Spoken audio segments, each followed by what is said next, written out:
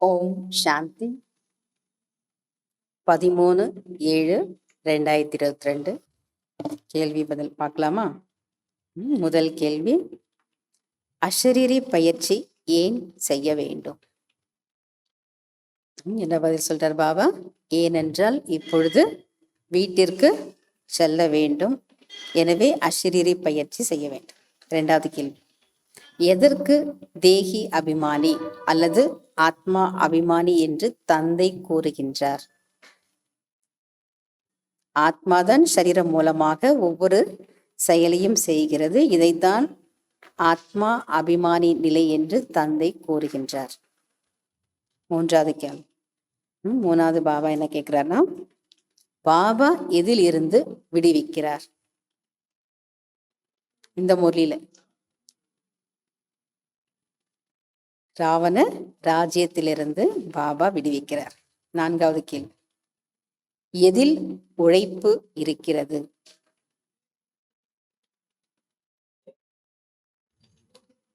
பாபா சொல்றாரு, சரீர உணர்வை மறந்து கொண்டே செல்லுங்கள், ஆத்ம உணர்வில் இருப்பதில் தான் உழைப்பு இருக்கிறது.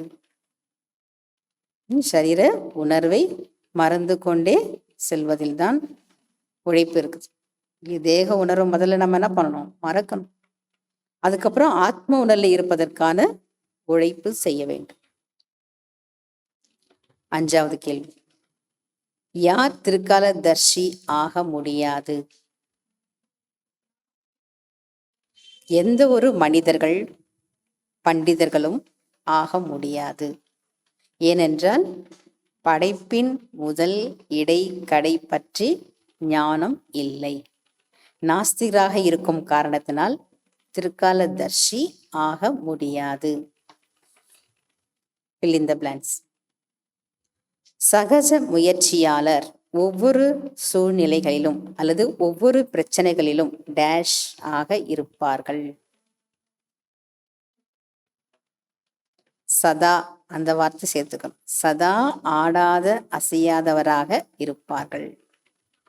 சகஜ முயற்சியாளர்கள் ஒவ்வொரு பிரச்சனைகளிலும் சதா ஆடாத அசையாதவராக இருப்பார்கள். இரண்டாவது, யார் என்னை எவ்வளவு நினைவு செய்கிறார்களோ டேஷ் டேஷ். யார் என்னை எவ்வளவு நினைவு செய்கிறார்களோ அந்த அளவிற்கு வேகமாக முன்னேறி செல்வார்கள். மூன்றாவது, ராஜதானி ஸ்தாபனை ஆகிவிட்டது என்றால் டேஷ். ராஜதானி ஸ்தாபனை ஆகிவிட்டது என்றால் பெரிய மகாபாரத போர் நிகழும். பாபா சொல்ற, பெரிய மகாபாரத போர் நிகழும். நான்காவது, யார் நினைவு சொரூபமாக இருக்கிறார்களோ, யார் நினைவு சொரூபமாக இருக்கிறார்களோ அவர்கள்தான் டேஷ் டேஷ். யார் நினைவு சொரூபமாக இருக்கிறார்களோ அவர்கள்தான் சதா சக்திசாலி வெற்றியாளர்கள்.